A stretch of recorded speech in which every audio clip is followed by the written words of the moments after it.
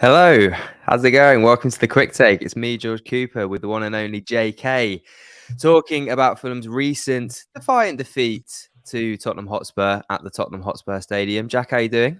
Yeah, good. Quick take debut for me. Would you believe it? Is it? Oh, Mm. YouTube veteran Jack Kelly, first time on Quick Take. Well, it's an honour to have you here this morning, sir. So, yeah, how was the match yesterday? I watched it where I could. I wasn't actually at the game yesterday. Unfortunately, I was working. But can you tell me what the atmosphere was like at the stadium and generally what the vibe was following what was quite a disappointing defeat, but I think a well fought one. I think. Well, from where I was in the press box, and there was some good noises from both ends. Spurs were up for it. I think they saw it as a winnable game, and I think we were up for it, given the start we've made to this season. And in retrospect, to only have 2 defeats this season out of 6, and both of them coming to top 6 teams in Spurs and Arsenal. 2 teams have gone very well so far this season. Have actually been, surpassed expectations, especially Arsenal, and Spurs have done very well. And I've got to say, I'm pretty pleased with our progress so far this season. It's been um, wildly better than I ever imagined. And yeah, I thought Fulham made some good noise. Spurs, massive stadium, very loud, Yeah. and a very impressive arena it is. Yeah, I mean, so we've got Rob Horn out saying, pains me to say this, but this was a reality check for the Fulham side. Scoreline flattered us. Lack of control on the ball is a serious concern. I mean, it looked to me as if 2-1 was probably a fair result. I mean, obviously, you had the disallowed Richarlison goal late on. Um, but it did look as though, Tottenham dominated us for large spells of the game. We had our old fan favourite Ryan Sessegnon having an absolute blind of a match, causing us all manner of issues down that left-hand side, especially after Anthony Robinson went off injured, which is a major concern. It's like sod's law that you get an injury in a position where you have no cover for on the bench. But Mm. Jack, do you agree with Rob in that this was a bit of a reality check for Fulham? Not really. I think it was our weakest performance of the season out of the 6. But to put it into context, in all of the games we've played this season, we have been in those games, and we didn't let the game get away from us. Albeit, Son hit the bar, and there were some chances. They scored a couple of goals which were disallowed, but they were disallowed, and by the letter of the law, they should have been disallowed. We kept ourselves in the game. In fact, it was only 1-0 for a large period of time. I think they made it 2-0 around the 65th or 70th minute or something. Richarlison then hit the post, and we went up the other end and scored from it.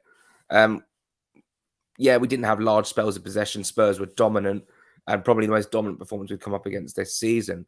But we still kept ourselves in it, and we still scored. Mitro again, 6 in 6. And then we had that chance at the end with Mitro's deflected shot that Lloris had to claw away. And like, I'm really pleased with how he reacted to getting that goal back, because we could have easily at 2-0 just kind of saw the game out and be like, damage limitations, let's try and keep it at 2.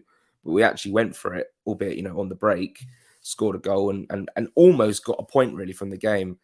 I have to say that when Robinson came off, that's when it all changed for me, because Mbabu at left back had a pretty poor game. I was very unimpressed with him.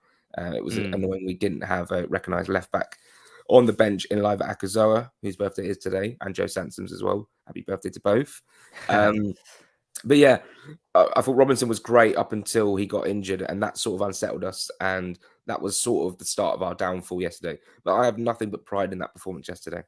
Yeah, I mean, it goes to show how far we've come that we're talking about a 2-1 defeat at the Tottenham Hotspur Stadium and thinking, we put a good showing for ourselves and it could have been a bit better. Just on your point there, Jack, we've got Rafik in Sydney saying, "Have you guys noticed how nervous Mbabu was when he came on?" I mean, it's interesting, isn't it? Because we saw how composed he looked when he made his debut against Brentford. I believe he was the one who put the ball in at the back post for Mitro to put us 2-1 up.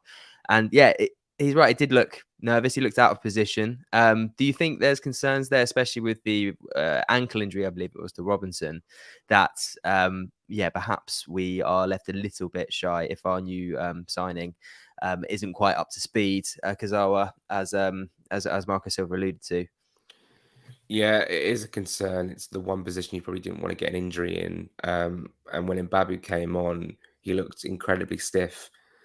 His best moments were when he was off the ball and making overlapping runs, to which Willian would never find him, which was quite frustrating. Was it Willian? Yeah, it was.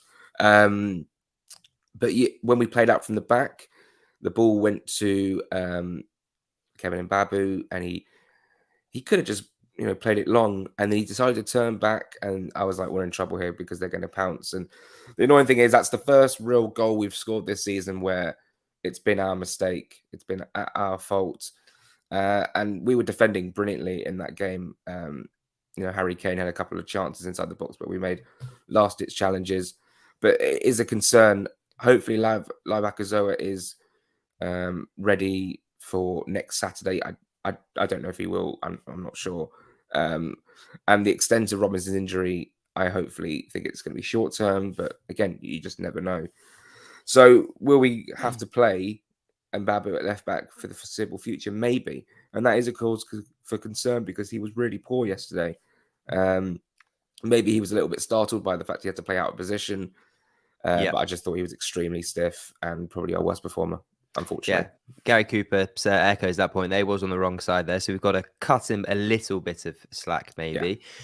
One thing that was quite exciting to see yesterday was some debuts for our new signings. Obviously, we had Dan James and Willian come on. What did you make of? We only saw them for a fleeting sort of glimpse, but match sharpness, any sort of impact to speak of, Jack? Firstly, Willian. I mean, he was okay. He played some nice passes on the wing, and the frustrating thing about Fulham yesterday is we were doing too many passes just outside the box on the bylines. We should have just got the ball in earlier to Mitrovic. That would have looked that would have been better. But yeah, he did a free kick which he tried to float to the back post and it just went straight out of play. That was frustrating. And Dan James had one opportunity where he could have burst through, but the pass wasn't quite right for him. Apart from that, he looked lively, pressing, and went up for headers. Like as soon as he came on, he came up against a header against like Emerson Royale or something like that, or Højbjerg, and it was a good battle from him. But I'd like to see more from Dan James. We didn't get to see enough from him when he came on. I think Spurs were still in the ascendancy, and on the break it was more Kenny Tete pinging it out to Mitro, and he got the goal, and that was really it. And yeah, I'm excited to see what Dan James can bring because, especially off the bench, there's a lot of pace and a lot of chances to get a counter attack going. And maybe next week we can see more of that against them up down the road. Yeah, too right. I mean, Reece Kemp says 3 games in a week with a small squad is hard to maintain the high press and energy that we need. Absolutely agree with you there. Having said that, I actually have a good feeling for the Chelsea game because obviously they're in Zagreb on Tuesday, so that will take for European clash, and we're playing them at a good time, 12:30 kickoff on a Saturday. I mean, 3 games in a week obviously is going to be very hard given the type of football that we play.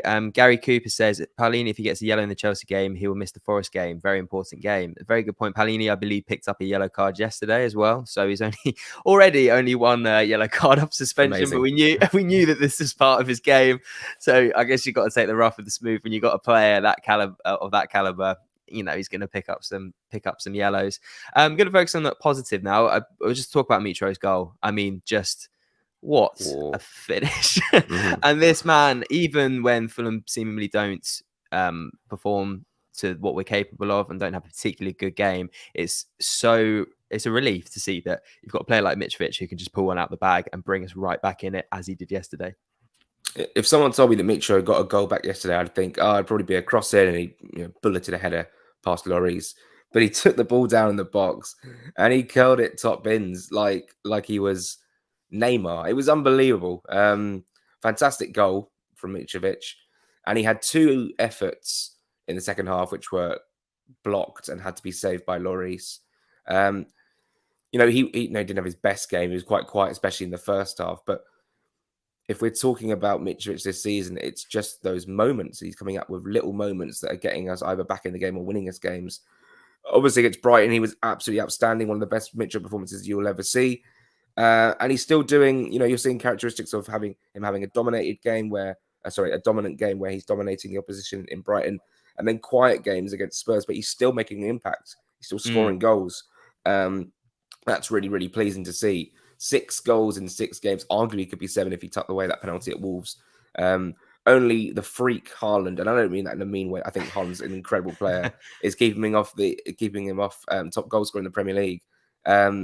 What a start for Mitro, and apparently people said he couldn't do it in the Premier League. Well, yeah, they were silenced after game week 1 against Liverpool. Absolutely. Really. 6 and 6. I mean, what a turnout. I've got some stats here on that from Mitro in one of these many Word docs that I've got up. Yeah, so 6 and 6 games. That's half of his 18-19 total. Double his 2021 total. He's now the highest scoring Serbian in Premier League history with 30 goals. Wow. And it's the first time he scored in 4 consecutive Premier League matches. I mean, this hot streak, long may it continue. Another lovely positive note here from Gary Cooper. On a positive, no team on 8 points after 5 games has ever been relegated from the Premiership. So, I mean, we don't want to jinx it, touch wood and all that, but I mean, it bodes well, doesn't it? We had a lovely positive comment here from our friend Wayne Walden. How you doing, Wayne? Good morning, guys. Hope you're well from a Fulham fan. I'd just like to say we will bounce back from this one and we will win against Chelsea next weekend. Come on, Fulham. I'm feeling confident. Jack, are you feeling confident? Yeah, I think out of all the top 6 teams, if you just said who do you think you like, if realistically could beat, I would probably say Chelsea. They got extremely lucky yesterday with that ridiculous VAR nonsense that happened at Stamford Bridge. And like you say, they're in Zagreb on Tuesday night. If they would have played Wednesday night, our game wouldn't be able to be kicked off at 12:30 under the new rules. So that's good for us. That bodes well. Look, we've been unbeaten at the Craven Cottage so far this season. We've won 2 of our 3 games, drawing to Liverpool. With Chelsea coming for 12:30, the atmosphere is going to be absolutely rocking. And I think we can put them under extreme pressure and maybe nick a win, you know. Remember Luis Belmonte 1-0 win, so that sort of vibes. I don't think we've won since, actually. No, 2001, I believe that was. Yeah, certainly the only actually, I think was it 2005? Let's have a look. When was the last time Fulham beat Chelsea? Anyway, I'm not going to type that up. It was it was a long time ago, whichever way it was. It was a while ago, yeah. Yeah, but I fancy it. Mitro get a goal, high press, early days, put Chelsea on the back foot.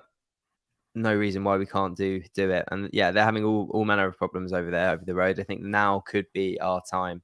So yeah, anyway, Jack, this has been a lot of fun. Thank you very much for your time this morning, chewing the fat over Fulham's 2-1 defeat at the Tottenham Hotspur Stadium.